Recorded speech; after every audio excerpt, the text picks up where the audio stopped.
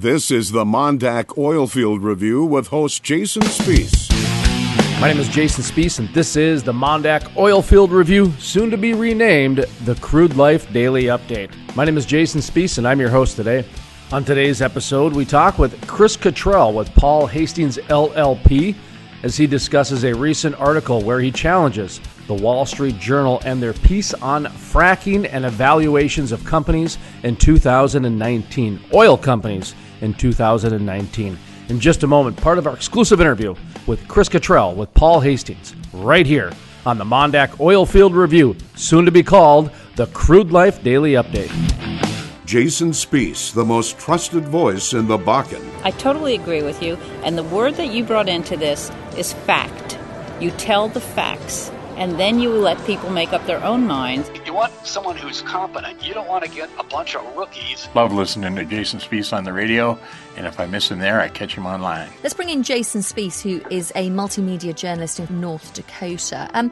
Jason, what's your thought on this? No one does an interview like Jason Spiess.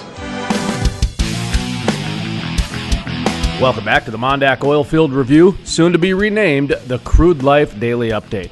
My name is Jason Spiess, and I'm your host today. Up next, Chris Cottrell with Paul Hastings, LLP. Yeah, absolutely. So that's a really good point. The SEC came out with a ruling December 31st, 2008, and they came out with a new rule that essentially revised the disclosure requirements for oil and gas companies, related to their reserves. And what the SEC was trying to do is modernize and update the disclosure requirements to reflect the industry and the changes in the industry, the practices in the industry. And the other thing is that they feel it's very important to present investors with information that they're going to find valuable. So essentially, one of the changes that they adopted was that they were going to start having companies value their reserves on a 12-month, first of the day of the month historical average.